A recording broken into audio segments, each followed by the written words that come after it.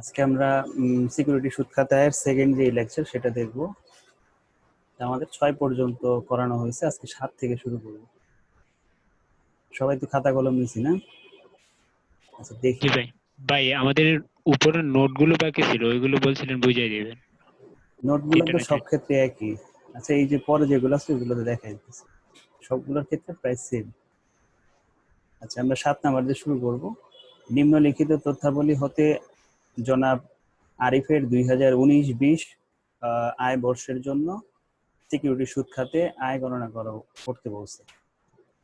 তো আমাদের এখানে প্রথমেই বলছে করমুক্ত সরকারি সিকিউরিটির সুদ প্রাপ্তি 10,000 টাকা। তারপর আরেকটা বলছে করমুক্ত 10% করমুক্ত সরকারি সিকিউরিটি ক্রয় দেওয়া আছে 1.5 লাখ টাকা। আর একটা কি আছে 10% বিদেশি করমুক্ত সরকারি সিকিউরিটি ক্রয় 1,20,000। তো আমরা কি করব, যেহেতু তিনটাই করমুক্ত, আমরা প্রত্যেকটার থেকে বারবার অকর ধার্য না করে আমরা কি করবো 3 টাকা আগে যোগ করে দেখবো কত। অর্থাৎ করমুক্ত সরকারি সিকিউরিটির সুদ 10,000 টাকা লিখছি ফার্স্টে। তারপরে 10% করমুক্ত সরকারি সিকিউরিটির সুদ কত আসতেছে, এটা ক্রয় মানে মোট মূল্য দেওয়া 1.5 লাখ টাকা, 10% হলো 15,000 টাকা। এই 10,000 আর 15,000 হলো 25,000। আর 10% বিদেশি করমুক্ত সরকারি সিকিউরিটি ক্রয় 1,20,000। এটা 10% করলে আসতেছে 12,000। তার মানে কি আমরা এই তিনটা সুদ যোগ করলে পাইতেছি কত, 37,000 টাকা। তো করমুক্ত সরকারি সিকিউরিটি যেহেতু তিনটাই, এই জন্য আমরা তিনটা একসাথে যোগ করে একবার বিয়োগ করছি সম্পূর্ণ টাকা। কেউ চাইলে প্রত্যেকটা নাম থেকে বারবার বাদ দিতে পারো, তাহলে ওইভাবে করলে সময় একটু বেশি লাগবে। এইভাবেও বের করতে পারো যে তিনটা যেহেতু করমুক্ত, এই জন্য তিনটা একসাথে যোগ করে আমরা বাদ দিছি একবার সম্পূর্ণ টাকা। স্যার এটা করমুক্ত বলেই কি এটার অগর ধার্য করা হয়েছে? হ্যাঁ হ্যাঁ, করমুক্তর জন্য। মানে স্যার এই লেখাটা থাকলে আমরা সেটার প্রকর ধার্য করে দিব, হ্যাঁ করমুক্ত কথাটা থাকলে। হ্যাঁ হ্যাঁ, এই হলো করমুক্তের কাজ। সেকেন্ড স্টেপে যেটা যাব সেটা হলো 15% কর বাদ সরকারি সিকিউরিটি ক্রয় দেওয়া আছে 35,000 টাকা। তো 35,000 টাকার উপর আমরা 15% ধরবো। 15%-এ আমাদের 35,000-এ আসতেছে 5,250। এরপরে কর বাদ সরকারি সিকিউরিটির সুদ প্রাপ্তি 12,500। তো কি বলছিলাম আমরা, যে কর বাদ সরকারি সিকিউরিটির সুদ দেওয়া থাকলে সেটাকে আমরা কি করি, 80 দিয়ে গুণ দেই আর ভাগ করি হচ্ছে, সরি 100 দিয়ে গুণ করে 80 দিয়ে ভাগ করি। ঠিক আছে, কখন কর বাদ সরকারি সিকিউরিটির সুদ যদি থাকে সেই ক্ষেত্রে আমরা কি করছি, 12,500 ভাগ 80 করছি আর গুণ দিছি 100, গুণ দিয়ে আমাদের আসতেছে হলো 15,625 টাকা। এখন প্রশ্ন হলো যে এটাও তো করবাদ সরকারি সিকিউরিটি আর এটাও কিন্তু করবাদ সরকারি সিকিউরিটি, তো ওইটাতে আমি মোটাঙ্কিত করলাম না, কিন্তু এটাতে কেন মোটাঙ্কিত করলাম? আমরা বারবারই বলতেছি যে করবাদ সরকারি সিকিউরিটি বা করবাদ বাণিজ্যিক সিকিউরিটির যদি সুদ থাকে তাহলে মোটাঙ্কিত হবে, এছাড়া কিন্তু মোটাঙ্কিত হবে না। অর্থাৎ করবাদ সরকারি সিকিউরিটির এই 35,000 টাকা কিন্তু সুদ ছিল না, ছিল হলো মূল্য, অর্থাৎ এই যে ক্রয়, এই সিকিউরিটির মোট মূল্য হলো 35,000 টাকা। তার 15% করলে আসতেছে 5,250 টাকা।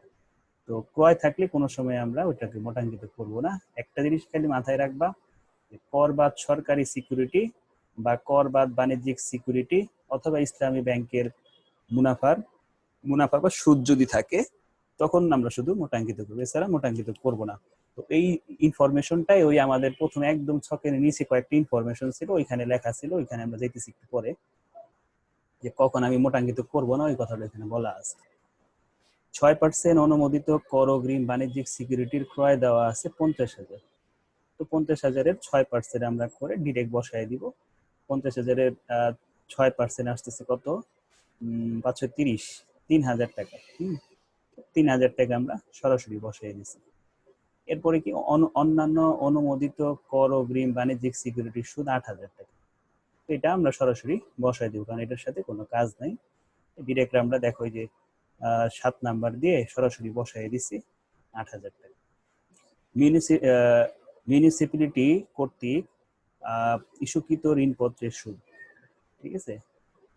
পৌরসভা কর্তৃক, মিউনিসিপ্যালিটির মধ্যে পৌরসভাকে বোঝানো হয়, পৌরসভা একটা ঋণপত্র ইস্যু করে দিছে, যার সুদ হলো 18,000 টাকা। এটারও কোনো কাজ নাই, ডিরেক্ট আমরা সরাসরি বসাই দিব। হ্যাঁ, মিউনিসিপাল ঋণপত্রের সুদ 18,000 টাকা। এই হলো আমাদের মোট সুদ। মোট সুদ 49,875 টাকা। তো এরপরে আমাদের নিচে কি বলছে দেখি। নিচে বলছে জনাব আরিফ 6% অনুমোদিত কর অগ্রিম বাণিজ্যিক সিকিউরিটি ক্রয়ের জন্য কি করছে, তারা 4% হারে ব্যাংক ঋণ গ্রহণ করেছিলেন। কত টাকা? 10,000 টাকা ব্যাংক ঋণ নিচ্ছে। তো এই 10,000 টাকার আমরা কি করব, 4% করবো। হ্যাঁ, 10,000 টাকার 4% হচ্ছে এখানে 400 টাকা মেবি। হ্যাঁ, 400 টাকা। তারপরে বলছে যে 15% কর বাদ সরকারি সিকিউরিটি ক্রয়ের জন্য সে 8% হারে ব্যাংক থেকে ঋণ নিয়েছিল 15,000 টাকা। তাহলে এটাও কিন্তু ঋণের সুদ। তাহলে দুইটা ঋণের সুদ আমরা একসাথে যোগ করে দিব, অর্থাৎ 10,000-এর 4% আর 15,000-এর 8%। ঠিক আছে, এই দুইটা যোগ করে দিব ব্যাংক ঋণ নামে। ঠিক আছে, ঋণ কিন্তু মূলধনের সুদ নামে। আর সর্বশেষ আমাদের বলছে উক্ত সুদ আদায়ের জন্য 2,000 টাকার ব্যাংক চার্জ করা হয়। ঠিক আছে, অর্থাৎ এই যে এই দুইটা সুদের কথাই বলতেছি। এখানে কিন্তু আর ওই যে উপরোক্ত বলে না, অর্থাৎ উপরে যতগুলো আছে ওইগুলো বলে না। এখানে বলছে উক্ত সুদ আদায়ের জন্য, অর্থাৎ এই দুইটাকে ইন্ডিকেট করতেছে। কোন দুইটা? অনুমোদিত কর অগ্রিম বাণিজ্যিক সিকিউরিটি কিনতে গেছিল, আবার কি করছে যে কর বাদ সরকারি সিকিউরিটি কিনতে গেছে। তো এই দুইটা ক্ষেত্রে তাদের ওই সুদটা আদায় করতে যে 2,000 টাকা ব্যাংক চার্জ দিতে হয়েছে। তো এই জন্য আমাদের কি করতে হবে না, এটা ডিরেক্ট আমরা বসা দিব, এটা কোনো গণনা কার্য করতে হবে না, কারণ দুইটারই কিন্তু টাকার অ্যামাউন্ট আমাদের অঙ্কে আসছে। অর্থাৎ এই যে কর বাদ সরকারি সিকিউরিটি 5,250, আর একটা কি ছিল 6%-এর কোনটা, এই যে এইটা 3,000 টাকা। এখানে কোনো কিছু অকার্যধার্য হয় নাই। হ্যাঁ, এই জন্য আর আমাদের গণনা কার্য করার কোনো প্রয়োজন নাই। আর গণনা কার্য করলে ওই একই রেজাল্ট আসবে, বুঝে কিভাবে একই আসবে। আমাদের সুদ আদায় খরচ হয়েছে 2,000 টাকা। আমাদের নিয়ম কি, এই 2,000 টাকাকে ভাগ করতে হয় মোট সুদ দিয়ে, অর্থাৎ যেই দুইটার জন্য এই খরচটা হয়েছিল, একটা হলো 5,250 আর হলো 3,000, তার মানে কত? 8,250। 2,000-কে 8,250 দিয়ে ভাগ করে আবার ওই 8,250 দিয়ে গুণ করতে হইতেছে, তার মানে ঘুরে ফিরে তো আমাদের ওই 2,000-ই থাকতেছে না, এই জন্য আর ওইটা আমাদের আলাদা করতে হবে না। এরপর ভাই উপরের যে সুদগুলো একসাথে নিয়ে যে আপনার যে কাজটা করি, তখন যে উপরোক্ত লেখাটা থাকলে আমরা উপরের সুদগুলো একসাথে নিব, তাই না? হ্যাঁ হ্যাঁ হ্যাঁ, এখানে উক্ত বলতে এখানে একদম ইন্ডিকেট করে দিছে কোনগুলোর জন্য। হ্যাঁ, এই লাইনে। আর সব সময় তো এটা ইন্ডিকেট করিয়ে দিবে উক্ত বা উপরোক্ত নাকি? হ্যাঁ হ্যাঁ, ওটা বলে দিবে। ঠিক আছে, তো এই হলো আমাদের ব্যাংক চার্জ। তো আমরা দেখি কি কি করছি এখানে আমরা। বেশি নিচে নেমে গেছে। আর টিকার ক্ষেত্রে কি ভাই সবগুলো দিতে হবে, অনলি দু না, একটা দুই দিলে হবে তিনটা না? দিলে হবে, সব দিতে হবে না, দুই তিনটা দিলে। আচ্ছা, তাহলে ওই যে ব্যাংক চার্জ 2,000 সরাসরি বসাইছে, আর ওই যে ঋণ নিছিল 15,000 টাকা 8% সুদে, আর 10,000 4% সুদে, টোটাল 1,600 টাকা সে ঋণের সুদ বাবদ খরচ করছে। টোটাল তার খরচ হয়েছে 3,600 টাকা। হ্যাঁ, 3,600 টাকা টোটাল খরচ হয়েছে। এই হলো তার সিকিউরিটি সুদ খাতে মোট আয়। তো এখানে টিকা, ফার্স্ট টিকা দিছি আমরা বিদেশি বা দেশি সকল প্রকার করমুক্ত সরকারি সিকিউরিটি সম্পূর্ণ অকরধার্য। আর একটা দিচ্ছি কি 2005 সালের পূর্বে সিকিউরিটি ক্রয় ধরে কর বাদ সরকারি সিকিউরিটি উৎস কর কর্তন করা হলো। অর্থাৎ এইটার কথা বলতেছে যে কর বাদ সরকারি সিকিউরিটি কেন আমি উৎস কর কর্তন করলাম সেটা ইন্ডিকেট করে দিচ্ছে। এটা একটা রুল ছিল 2005 সালের। এই রুলসটা এখন আর কার্যকর হয় না, এই টিকাটা দেওয়াটা বাধ্যতামূলক না, এটা না দিলেও সমস্যা নেই। দিলে দিতে হবে কি 2005 সালের পূর্বে ক্রয়কৃত সিকিউরিটি হিসেবে ধরে নেওয়া হলো। বুঝতে পারছেন? অর্থাৎ এখন যে ট্যাক্সের বিষয়গুলো ওইখানে আর ওই 2005 সালের সিকিউরিটি গুলো আর এখানে নাই, সেই হিসেবে এটা না দেওয়াই ভালো। হ্যাঁ, এই লাস্টের এন্ট্রিটা ঠিক একটা দিলেই হবে অঙ্কে। আর ওই যে আমরা একদম উপরে ছকের মধ্যে একটা, ছকের নিচে কয়েকটা কথা ছিল, এটা একটু দেখে নিই কি কি ছিল এখানে। তিনটা টিকা ছিল, নোট ছিল। এক ছিল কি যে উল্লেখ্য যে প্রত্যেক প্রকার সিকিউরিটি সুদ থেকে অনুমোদনযোগ্য খরচ বাদ দিতে হবে। ঠিক আছে, প্রত্যেক প্রকার সিকিউরিটির সুদ থেকে অনুমোদনযোগ্য খরচগুলো বাদ দিতে হবে, যেটাই যে আমরা এখানে করছি ওই কথাটা আবার এখানে লিখছি যে প্রত্যেকটা সিকিউরিটি থেকে তার যে খরচগুলো ওগুলো বাদ দিতে হবে। এখন তুমি এটা নামে যার যার নাম অনুযায়ী বাদ দিতে পারো, অর্থাৎ কর বাদ সিকিউরিটি কিনছো, এর জন্য ব্যাংক চার্জ দিছো, তাহলে এখান থেকে তুমি ব্যাংক চার্জ বাদ দিতে পারো। সরকারিটা আর বাণিজ্যিক থেকে দুটো থেকে তো বাদ দেওয়া হবে, তাই না? হ্যাঁ হ্যাঁ, তো প্রত্যেকটা থেকে আলাদা আলাদা বাদ দেওয়া যায়, একসাথে যোগ করে লাস্টে বাদ দেওয়া যায়। এটার কথা হচ্ছে, এই নোটটা অতটা জরুরি না, কারণ এটা আমরা কাজ করে ফেলছি অলরেডি। করমুক্ত সরকারি সিকিউরিটি কি কি থাকতে পারে, করমুক্ত না লিখে এইভাবে লেখা থাকতে পারে, বললো যে জাতীয় বন্ডের সুদ, অথবা বললো ট্রেজারি বন্ডের সুদ, অথবা বললো বাহক বন্ডের সুদ। পরীক্ষাতে এগুলা দিলে বুঝবা না এটা কি করবে না, ওই এগুলাকে করমুক্ত সিকিউরিটি নামে ডাকা হয়, ঠিক আছে। জাতীয় বন্ড, ট্রেজারি বন্ড, বাহক বন্ড, এইগুলোর উপর সরকারকে কোনো ট্যাক্স দিতে হয় না। করমুক্ত না লিখে এগুলোও দিয়ে দিতে পারে, এইগুলা মনে রাখা জরুরি। কোশ্চেন ঘুরে স্যার করলে ট্রেজারি বন্ড কি? ট্রেজারি ওই যে সরকারি কোষাগারে যে সিকিউরিটি গুলো কেনা হয়, ঠিক আছে, এগুলো সবগুলোই গভর্নমেন্ট সিকিউরিটির উপর কোনো ট্যাক্স দিতে হয় না। এখন লাস্ট যেটা একটু আগে আমরা শিখলাম যে কর বা সরকারি সিকিউরিটির মূল্য ও সুদের হার থাকলে সেই ক্ষেত্রে মোটাঙ্কিত করতে হয় না। ওই যে একটু আগে যে দেখলাম আমরা যে 15% হারে কর বা সরকারি সিকিউরিটির দেওয়া ছিল নাকি, কর বা সরকারি হইতে পারে, এটা বাণিজ্যিকও হইতে পারে, বাণিজ্যিকটাও লিখে দিই।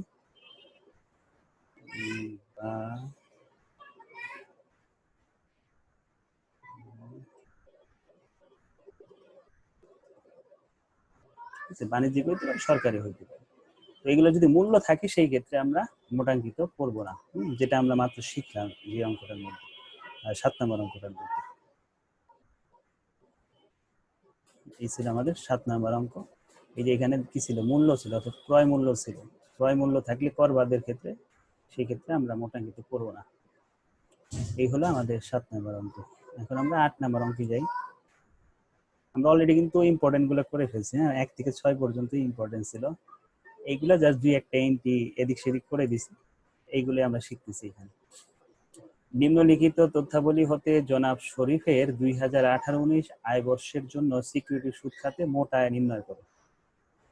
তো প্রথমেই আমাদের বলছে 62,500 টাকা 18% হারে করমুক্ত বাণিজ্যিক সিকিউরিটি রয়েছে, অর্থাৎ 62,500 সাথে কি করতেছি আমরা 18% করে সুদ দেখাইতেছি নাকি, কারণ এটা তার সুদ বলে নাই না। 18% হারে করমুক্ত সরকারি সিকিউরিটির মূল্য আছে 62,500। এই 62,500 18% করে আমাদের 11,250 আসতেছে। আর এটার রুলস কি, যেহেতু করমুক্ত এই জন্য আমরা সম্পূর্ণ অকর ধার্য করে দিব। সিকিউরিটি কি বাণিজ্যিক সিকিউরিটি হবে না সরকারি? এই যে উপরে এটা এটা সরকারি হতে পারে, বাণিজ্যিক হতে পারে, ওইটা দেখার বিষয় না, তুমি খালি দেখবে কর মুক্ত কিনা। কর মুক্ত থাকলে সম্পূর্ণ অকর ধার্য। 2 নাম্বারে কি বলছে, 11% হারে প্রতিরক্ষা সঞ্চয়পত্র 11,000 টাকায় বিনিয়োগ করা হয়েছে, অর্থাৎ 1,000 টাকার বিনিয়োগ করা হয়েছে না। এই প্রতিরক্ষা সঞ্চয়পত্র এখানে আসে না। এই প্রতিরক্ষা সঞ্চয়পত্র আমরা যখন অন্যান্য উৎস খাতে করব তখন এটা আসবে, এবং ওইখানে বলবো এটা কি। মনে রাখবা এখানে শুধুমাত্র সিকিউরিটি রিলেটেড যেগুলো আছে, সিকিউরিটি বা ঋণপত্র, এছাড়া আর কিছু আসবে না। সিকিউরিটি বা ঋণপত্র, এটা প্রতিরক্ষা সঞ্চয়পত্র এখানে আসে। এটা সঞ্চয়পত্র আর একটা খাত আছে আমাদের অন্যান্য উৎস খাত, ওইখানে যায়। তোমাকে পরীক্ষায় এটা দিয়ে দিতে পারে, তুমি ভুল ক্রমে যদি এখানে বসাই দাও তাহলে কিন্তু অঙ্ক কেটে দিবে। 1,50,000 টাকার 13% হারে কর বাদ কোন কোন খাত সিকিউরিটি, স্যার কোন কোন খাত এই যে অঙ্কে আসে? এইখানে আসবে শুধুমাত্র সিকিউরিটির রিলেটেড যেগুলো আছে এবং ঋণপত্র, সিকিউরিটি এবং ঋণপত্রের সুদগুলো এখানে আসবে। এছাড়া যত সুদ আছে সব যাবে অন্যান্য উৎস খাতে আয়ের মধ্যে। এখন সঞ্চয়পত্রের সুদ, এটা তো সঞ্চয়পত্র সুদ, এই জন্য এটা এখানে আসতেছে না। 1,50,000 টাকার 13% হারে কর বাদ সরকারি সিকিউরিটিতে বিনিয়োগ আছে। তো কত বলছে, 1,50,000-এর আমরা কি করব 13% করবো। এটাতে আর কোনো মোটাঙ্কিত করব না, কারণ আমাদের শর্তের মধ্যে আমরা দেখছিলাম যদি কর বাদ সরকারি সিকিউরিটির মূল্য দেওয়া থাকে সেই ক্ষেত্রে আমরা মোটাঙ্কিত করি না, সরাসরি পার্সেন্টেজ করে যা আসবে আমাদের সেটা বসাই দিব। এরপরে 4 নম্বরে বলছে ইসলামী শরিয়া ভিত্তিক সিকিউরিটির হতে মুনাফা কত, 87,500। ওই যে আমরা এটা শিখছিলাম যে বাণিজ্যিকের পাশে ছিল না, বাণিজ্যিক সিকিউরিটির কর বাদ বাণিজ্যিক সিকিউরিটির পাশে অবলিক দিয়ে আমরা লিখছিলাম ইসলামী শরিয়া ভিত্তিক বা ইসলামী ব্যাংকের মুনাফা। এটা কি করতে হয়, এটাকে 95 দিয়ে ভাগ করতে হয়, 100 দিয়ে গুণ করতে হয়। তাহলে ওর সাথে কার সম্পর্ক, কি বলে, কর বাদ বাণিজ্যিক সিকিউরিটি, কর বাদ বাণিজ্যিক সিকিউরিটিতেও 95 দিয়ে ভাগ 100 দিয়ে গুণ করতে হয়। আর এই ইসলামী শরিয়া ভিত্তিক সিকিউরিটি হতে মুনাফাকেও 95 দিয়ে ভাগ 100 দিয়ে গুণ করতে হয়। তো এইটাই করছি, এখানে 50,000 টাকা আসছে। এরপরে বলছে স্কয়ার ফার্মাসিউটিক্যাল লিমিটেডের 16% হারে 2 লাখ টাকার কি আছে, ঋণপত্র আছে। হ্যাঁ, তো ঋণপত্রের সুদ আমরা দেখাবো 2 লাখ টাকার 16%। 2 লাখ টাকা কি করছি 16% করে আমরা আসতেছি কত, 32,000 টাকা। হ্যাঁ, এরপরে এক্সচেঞ্জ নিবন্ধিত, স্টক এক্সচেঞ্জে নিবন্ধিত নয় এমন একটি কোম্পানির ঋণপত্র হতে সুদ পান কত টাকা, 14,000 টাকা। তো এইটা আমরা এখানে আসবে 14,000 টাকার সরাসরি আমরা বসাই দিব 14,000। এই হলো আমাদের অঙ্ক, ঠিক আছে। 8 নাম্বার অঙ্ক। এখানে আর কোনো খরচ টরচ নাই, এই জন্য আর কিছু বাদও দেয় না।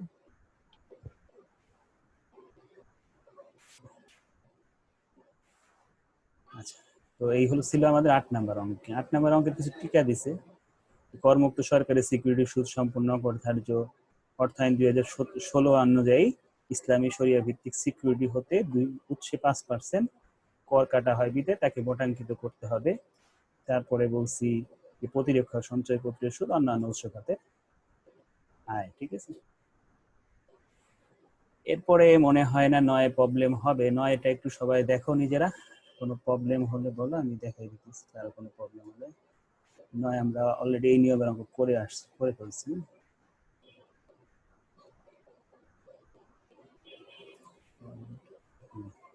দেখো সবাই 9 নাম্বারটা একটু দেখো।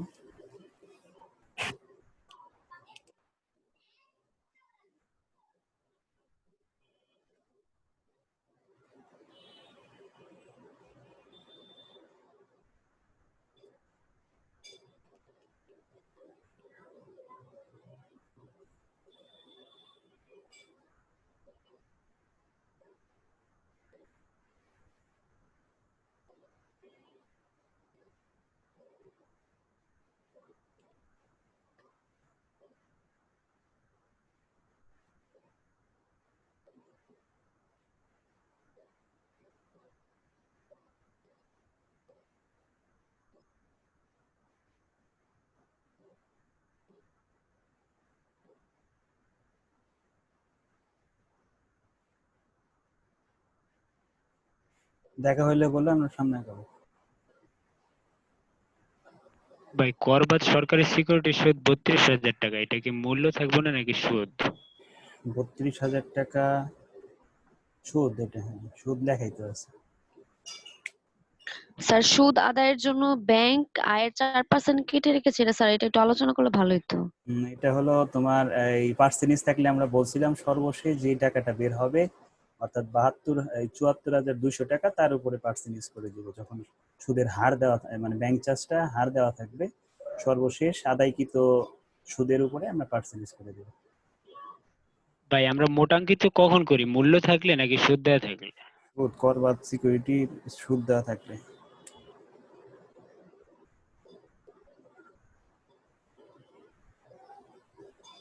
প্রবলেম আছে কারো? দেখো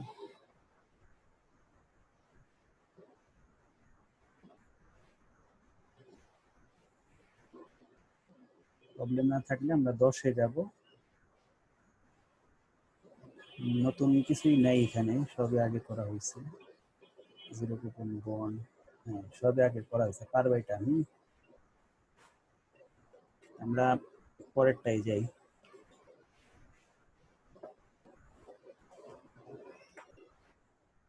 10 নাম্বার অঙ্কটায় আসি। 10-এও তেমন একটা নতুন কিছু নাই, তারপর আলোচনা করে দিই একটু। মিস্টার আব্দুল কাদর না, কদর হবে, এটা কাদর হবে না।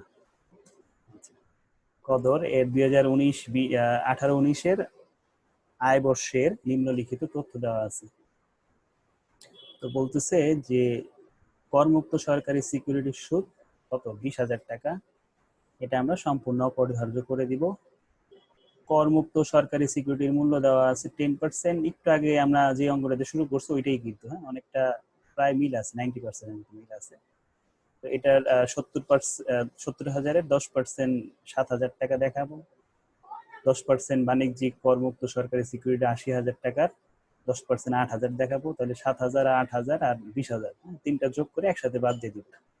তিনটাই করমুক্ত ছিল, এই জন্য তিনটা যোগ করে আমরা সম্পূর্ণ টাকাটাই বাদ দিয়ে দিচ্ছি। এরপরে আসি কর বাদ সরকারি সিকিউরিটির সুদ, এটা ওইখানেও ছিল। আমরা কি করবো, মোটাঙ্কিত করব, অর্থাৎ যেহেতু সরকারি বলছে 80 দিয়ে ভাগ 100 দিয়ে গুণ করে 10,000 টাকা আমরা বসাই দিব। দেখো 4 নম্বরে নিচে 10,000 টাকা বসাইছি। হ্যাঁ, তারপরে আমাদের বলছে 12% কর অগ্রিম সরকারি সিকিউরিটি 60,000 টাকা। তো আমরা কি করব, 60,000 টাকার উপরে 12% করে যেটা আসবে ওই সুদটা আমরা বসাই দেব। আমাদের সুদ আসতেছে 7,200, 60,000 টাকার 12%। তারপরে বলতেছে বাণিজ্যিক সিকিউরিটির সুদ অননুমোদিত 7,000, এটা ডিরেক্ট আমরা বসাই দিব। অননুমোদিত বাণিজ্যিক সিকিউরিটির সুদ 7,000 টাকা। এরপরে 7 নাম্বার এন্ট্রি কি বলতেছে, 8% বাণিজ্যিক সিকিউরিটির মূল্য দেওয়া 1 লাখ টাকা।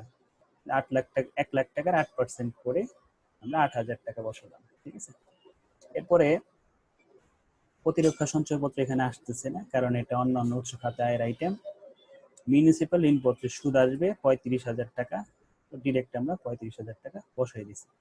এই হলো আমরা মোট কত টাকার সুদ গ্রহণ করলাম, সেটা 67,200 টাকা আমাদের অ্যাকচুয়ালি আয় হয়েছে এখানে। এরপরে কি করব, এখান থেকে খরচগুলো বাদ দিব।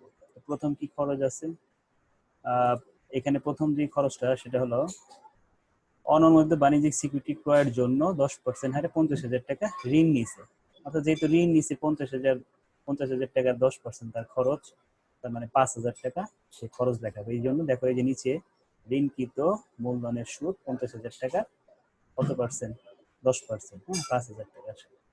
এরপরে আবার কি বলছে, 8% অনুমোদিত বাণিজ্যিক সিকিউরিটি ক্রয়ের জন্য তিনি কি করছে, 6% সুদ 30,000 টাকা ঋণ দিয়েছে।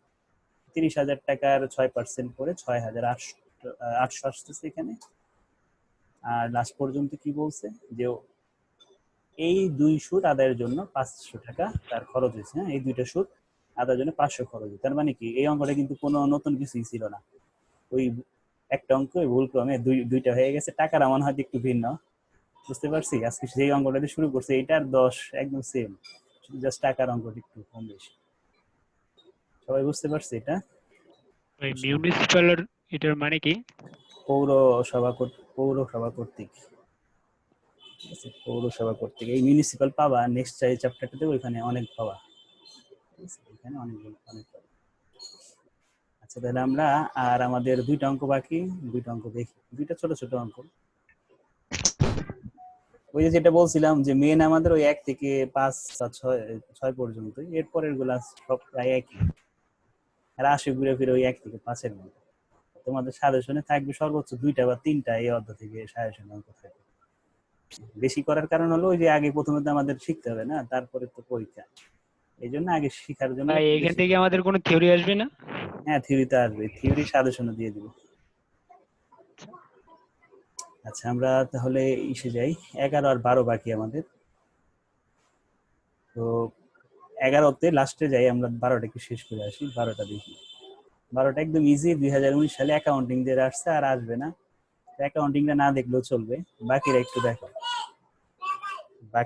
দেখো, ম্যানেজমেন্টে যারা আছে ওরা দেখো। অ্যাকাউন্টিং দিয়ে এসে পড়ছে 12 নাম্বারটা, দেখো কত সহজ একটা অঙ্ক আসছে, 4 মার্কস ছিল অঙ্কটা। তোমরা একটু দেখো, কারো কোনোটা প্রবলেম হলে বলো, আমি বুঝাই দিই। এটা শেষ হলে 11 করলে আমাদের এই চ্যাপ্টার শেষ হয়ে যাবে। ভাই 20 সালে তো মনে হয় না আর পরীক্ষা হবে, তাহলে 21 সালে আমাদের আসার সম্ভাবনা আছে। তারপর দেখে রাখো কোনো প্রবলেম আছে কিনা অঙ্কে। করমুক্ত সরকারি সিকিউরিটি সম্পূর্ণ অকার্যত দেখায় দিব। কর অগ্রিম সরকারি সিকিউরিটি সরাসরি 1 লাখ টাকা বসাবো। 10% অনুমোদিত বাণিজ্যিক সিকিউরিটির সুদ সরাসরি বসাই দিব। জিরো গোপন বন্ড সম্পূর্ণ অকর ধার্য। কর অগ্রিম সরকারি সিকিউরিটির সুদ আদায়ের জন্য ব্যাংক চার্জ করছে কত টাকা, 7,000 টাকা। একদম ডিরেক্ট বলে দিছে কার খরচ এটা, এই জন্য কোনো গণনা কার্য করতে হবে না, ডিরেক্ট 7,000 টাকা আমরা বসাই দিব।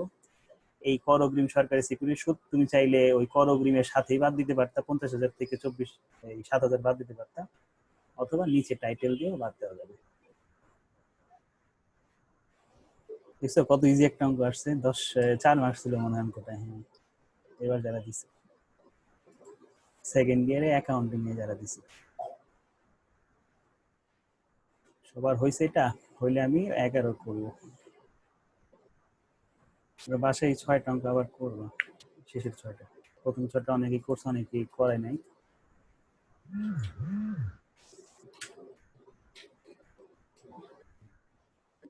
দেখা হয়েছে সবার এটা?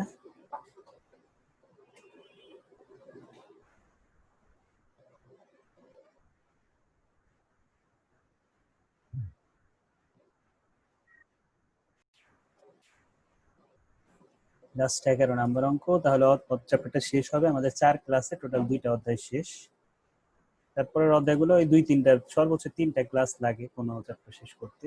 একটা না 2টা অধ্যায় একটু বড় আছে, এগুলো একটু সময় লাগবে লাস্টে। আমাদের মোট অধ্যায় কয়টা একটু পরেই বলতেছি, এই অঙ্কটা শেষ করে নিই। সাউন্ডটা একটু অফ রাখি, হ্যাঁ, যার মাইক্রোফোনটা অন করা। নিম্নলিখিত তথ্যাবলী হতে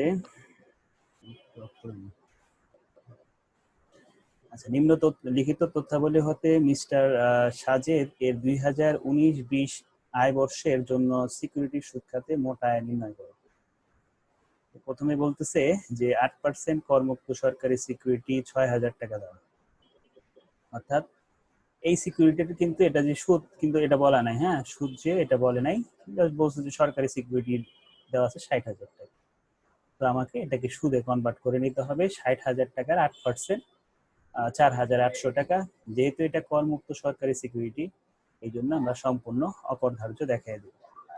তারপরে বলছে 10% কর অগ্রিম সরকারি সিকিউরিটি 50,000 টাকা। এটাও কিন্তু সুদ যে এটা বলে নাই, এই জন্য আমরা কি করবো, কর অগ্রিম সরকারি সিকিউরিটি লিখে, সিকিউরিটি সুদ লিখে 50,000 টাকার 10% কর 5,000 টাকা আসবে। এরপরে 15% অনুমোদিত বাণিজ্যিক সিকিউরিটি দেওয়া আছে 2 লাখ টাকা।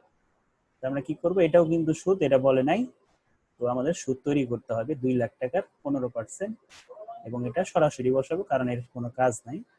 ডিরেক্ট আমরা 15% করে 30,000 টাকা বসালাম।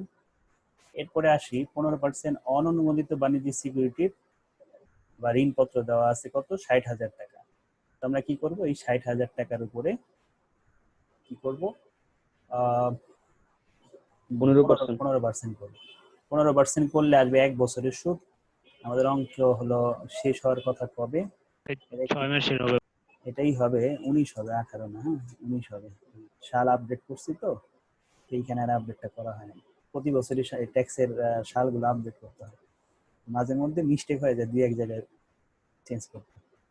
উপরে থাকলে চেঞ্জ করা, কিন্তু ভিতরে যদি থেকে থাকে চোখে পড়ে না, চেঞ্জ হয় না। যাই হোক, 2019 সালের 1 জানুয়ারি এটা কিনছিল, হ্যাঁ, মানে আমাদের হিসাবকাল কিন্তু শেষ কি, এই যে 2019 সালের জুন মাসের 30 তারিখে আমাদের হিসাবকাল শেষ, অর্থাৎ 6 মাসের সুদ ধরবো আমরা, ঠিক আছে। জানুয়ারি থেকে জুন মাস হলো 6 মাস। 6 মাসে যেহেতু 6 মাস মানে এক বছরের অর্ধেক, এই জন্য 2 দিয়ে ভাগ করছি। কেউ চাইলে 12 দিয়ে ভাগ 6 দিয়ে গুণ করতে পারো। এই 4,500 টাকাই আসবে।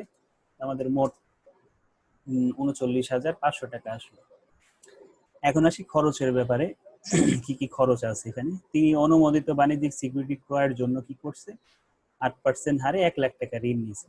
তাহলে এটা আমাদের জন্য খরচ, 1 লাখ টাকার 8% আমরা কি দেখাবো, যেহেতু সিকিউরিটি কেনার জন্য ঋণ নিয়েছিল, তার মানে কি লিখবো আমরা, ঋণকৃত মূলধনের সুদ। ঋণকৃত মূলধনের সুদে যে নিচে 1 লাখ টাকার 8% 8,000 টাকা, ঠিক আছে। এরপরে বলতেছে সুদ আদায়ের জন্য ব্যাংক চার্জ 2,190 টাকা। তো সুদ আদায়ের জন্য ব্যাংক চার্জ, এখন এটা কোনটা, কোন সুদ এটা কিন্তু বলে নাই। যদি বলতো উক্ত সুদ আদায়ের জন্য, তাহলে বুঝতাম আমরা এই বাণিজ্যিক সিকিউরিটির কথা বলতেছে এটা, কিন্তু এখানে কোনো কিছুই বলে নাই। তো আমাদের যখন কোনো কিছুই বলা না থাকবে, তখন আমাদের বুঝতে হবে যে এটা উপরে যে কয়টা সুদ আমরা অলরেডি আদায় করে ফেলছি, ওইগুলা ব্যাংক চার্জ এটা, হ্যাঁ। তার মানে আমরা কি করব, এই সবগুলো সুদ যোগ করবো, অর্থাৎ এইখানে কত বেড়েছিল দেখি, 4,800 বেড়েছিল, 5,000 বেরোয়েছে, 30,000 বেরোয়েছে, 4,500 বেরোয়েছে। এই সব মিলে এই যে নিচে একদম শেষে 3 নম্বরে গণনা কার্যটা দেখায় দিছে, 4,800, 5,000, 30,000 আর 4,500, টোটাল 44,300 টাকা। আমাদের নিয়ম কি ছিল, যেই সুদটা প্রশ্নে দেওয়া থাকে ওই সুদকে আমরা এখন যেটা ক্যালকুলেট করে বের করছি সেটা দিয়ে ভাগ করতে হয়, আর সর্বশেষ আমরা যত টাকা আদায় করছি সেটা দিয়ে গুণ করতে হয়। এই কাজটাই এখানে করা হয়েছে, যেটা নিচে আবার এখানে করে দিছি। তুমি চাইলে এখানে ব্যাংক চার্জের সামনেও লিখে দিতে পারো, হ্যাঁ, ব্যাংক চার্জের সামনেও লেখা যাবে। তো কত আসতেছে, এইখানে তো আপনার উক্ত বা উপরোক্ত কিছু লেখা হয়নি, তাই আমরা হ্যাঁ কি এটা উপরোক্তই ধরে নিব? হ্যাঁ হ্যাঁ, কিছু বলা না থাকলে ধরে নিতে হবে উপরে যে কয়টা সুদ আমরা আদায় করছি সবগুলোকে ইন্ডিকেট করতেছে। তো তারপরে কনফিউজ যদি থাকে ভালো হবে টিকা দিয়ে দেওয়া যে লেখা ধরে নেওয়া হলো যে উপরোক্ত সবগুলো সুদ আদায়ের জন্য 2190 টাকা বা ব্যাংক চার্জ করা হয়েছে। টিকায় লিখবো উপরোক্ত সুদ আদায়ের জন্য ধরে নেওয়া হলো উপরোক্ত সুদ সমূহ আদায়ের জন্য ব্যাংক চার্জ ধরা হয়েছে। ঠিক আছে, এরকম কিছু কিছু এন্ট্রি আছে যে তোমার কাছে যেগুলো কনফিউজ লাগবে, ধরে নিবা যে টিচারের কাছেও এটা কনফিউজ লাগবে, ওইটা তুমি টিকা দিয়ে দিবে। ট্যাক্সের টিকা দিয়ে দিলে সব না যায়।